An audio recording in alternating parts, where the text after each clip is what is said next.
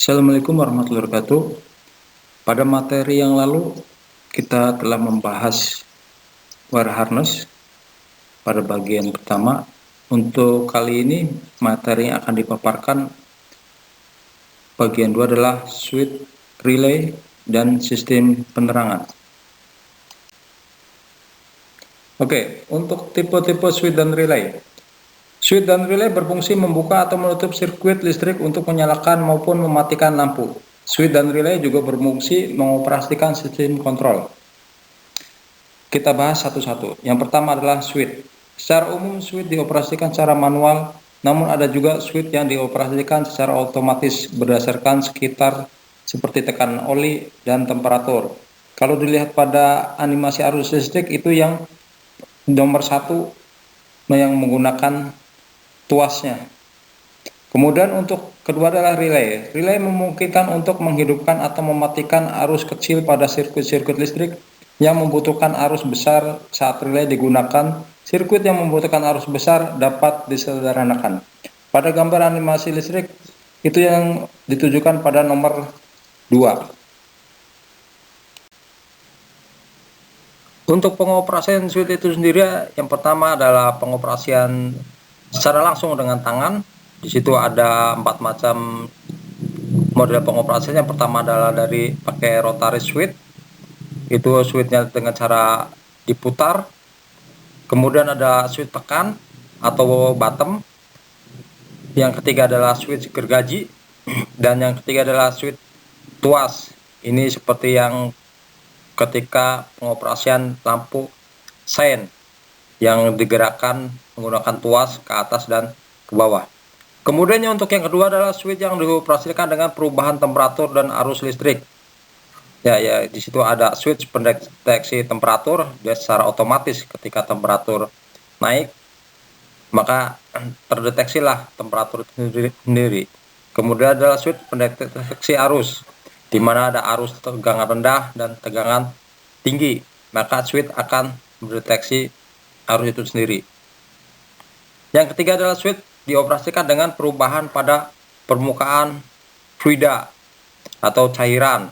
Itu biasanya switch yang ada di pada level ketinggian oli atau minyak rem dan ketinggian air aki. Kemudian ada relay.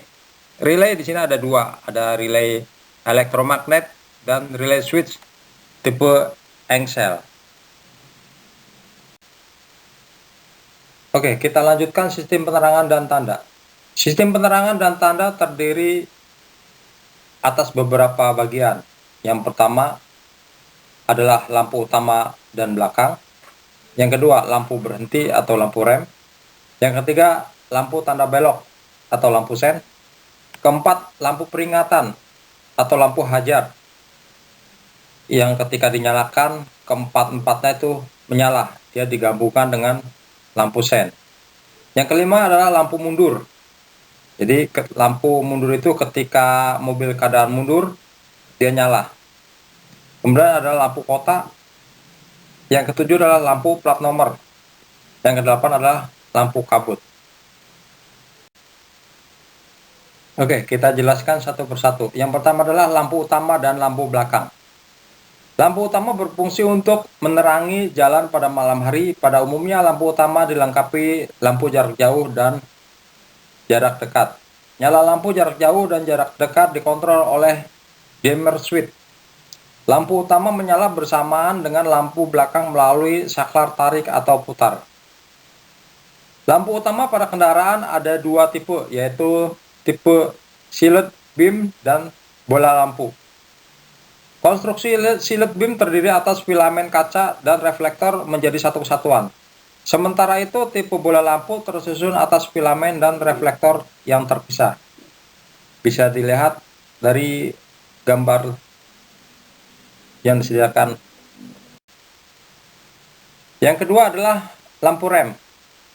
Lampu rem pada kendaraan bermotor biasanya berwarna merah dan ditempatkan di bagian belakang, menyatu dengan lampu kota atau lampu posisi. Daya lampu rem harus lebih besar daripada lampu posisi. Hal ini dimaksudkan untuk lebih memberi peringatan pengendara di belakangnya. Lampu rem akan selalu menyala bila pedal rem diinjak.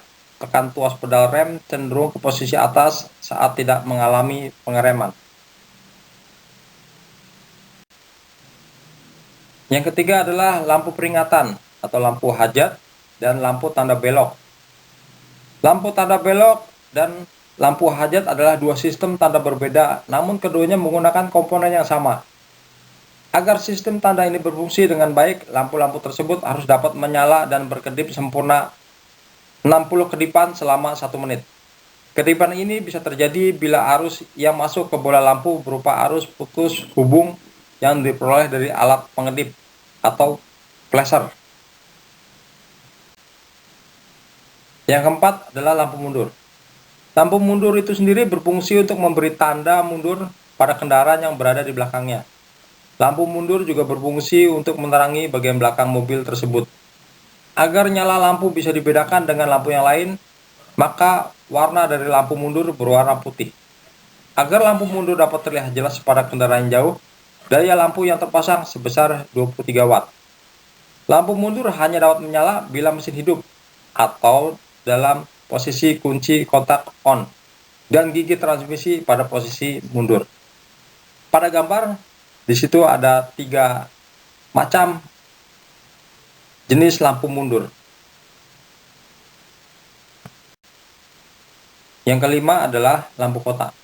Lampu kota atau lampu posisi pada kendaraan bermotor dapat dinyalakan sendiri dan dapat juga menyala bila lampu utama dinyalakan. Fungsi lampu kota adalah agar pengendara atau orang lain dapat dengan cepat mengetahui lebar atau tinggi kendaraan. Untuk ketinggian kendaraan biasanya untuk kendaraan jenis truk dan bus pada saat malam hari atau gelap. Karena kegunaan untuk mengetahui lebar dan tinggi kendaraan, posisi lampu kota harus berada di bagian ujung dari bagian yang terlebar dan tertinggi dari kendaraan.